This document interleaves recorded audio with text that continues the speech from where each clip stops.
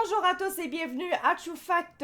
Maintenant, grâce à la loi C-22, du moins le projet de loi C-22, les policiers pourront obtenir nos informations de cellulaire sans avoir besoin de mandat. Donc, on parle directement d'espionnage très facile à faire sur le téléphone. Bon, on pourrait dire, c'est pas grave, j'ai rien à cacher sur mon cellulaire. Non, c'est pas ça le problème. En fait, ce qui fait réellement peur, c'est plus l'accès pour les pirates. En faisant ça, eh bien, ça ouvre une porte très facilement pour les pirates. Bref, c'est toute une affaire. On va voir ça ensemble. Ça vient du journal La Presse. C'est écrit par Alain McKenna, publié le 14 mai. Donc, on est un petit peu en retard. C'était la semaine passée. Mais en tout cas, on va y aller quand même comme suit. Le projet de loi C-22, qui s'appelle la loi concernant l'accès légal, vise à garantir aux autorités canadiennes des outils nécessaires pour prévenir la criminalité moderne, enquêter et lutter contre elle.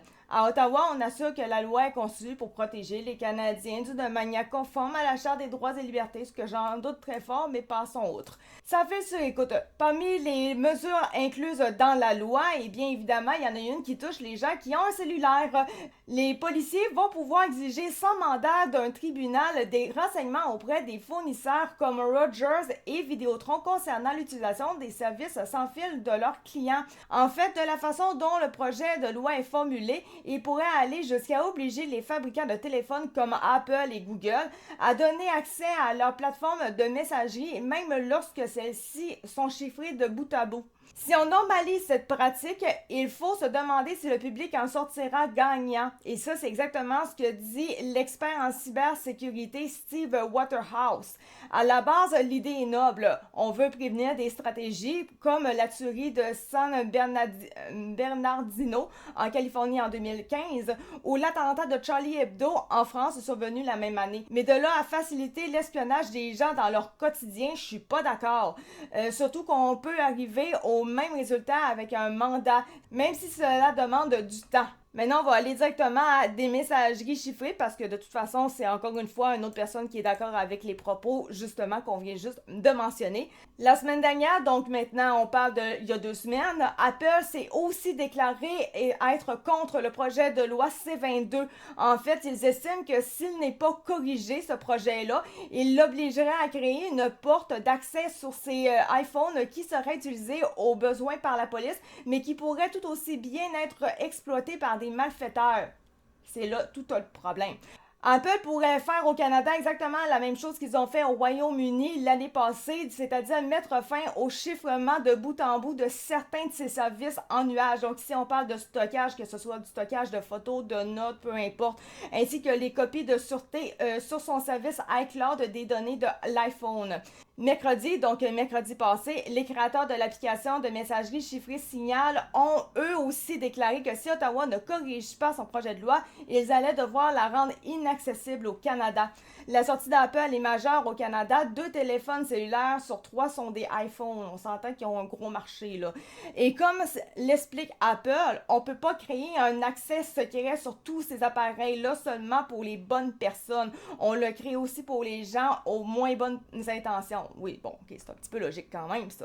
Jusqu'à maintenant, iCloud n'a pas encore été victime de failles de sécurité, mais elle a aussi adopté une bonne pratique. Si un pirate parvenait à déjouer la sécurité d'iCloud, il ne verrait à l'heure actuelle qu'une suite indéchiffrable de 0 et de 1. Ben, voilà, en tout cas, c'est mis de i, mais ça doit être de 0 et 1, puisque tout le contenu y est chiffré. Ça réduit l'intérêt de s'y essayer. Si le projet... Parce qu'effectivement, si vous connaissez pas trop les trucs informatiques, en réalité, c'est que tout ce que vous voyez en fait sur l'ordinateur, c'est que des affaires 0 et 1. Il n'y a absolument rien d'autre. C'est juste qu'en soi, dans notre ordinateur et tout, on a ce qu'il faut pour justement traduire ça en mots qu'on comprend. Mais tout au grand complet, ce que vous voyez sur votre écran actuellement, c'est une panoplie de cas de 0-1. Il y a des gens, je pense, qui sont capables de comprendre un peu ça, mais c'est vraiment quelque chose de très complexe et je pense pas qu'ils comprennent tout non plus. Si le projet de loi C-22 est adopté tel quel, ce même pirate verra alors des messages, des photos, des notes des utilisateurs d'iCloud piratés. Des cyberterroristes pourraient alors être tentés, voilà, de faire des choses pas super. Ce qu'explique Cupertino, Cupertino, j'imagine, je sais pas trop. Cupertino. Le chiffrement de bout en bout réduit le crime, protège le public, y compris les politiciens, les journalistes et les militants, du vol d'identité. À Ottawa, le ministre de la Santé publique, Gary Anandazangare, bref, ce monsieur-là, il réfute les craintes. Son cabinet explique qu'il faudra toujours un mandat lancé par un tribunal pour accéder à des communications privées. La loi ne concerne que les métadonnées qui devront être conservées pendant 1 an par les fournisseurs de services sans fil. Le potentiel de dérapage existe. Est-ce qu'on veut vraiment sacrifier la sécurité du public pour satisfaire un besoin administratif d'aller plus vite? Maintenant, il reste seulement à espérer que la loi va changer. C'est en projet. Ce n'est pas une loi confirmée, ni votée, ni rien. Donc, on verra bien ce qui va se passer. On va juste espérer que ça aille du bon côté. Voilà. Merci beaucoup de m'avoir écouté. C'était Actu 4 de True Fact. On se retrouve pour une prochaine vidéo. Merci. Ciao, bye.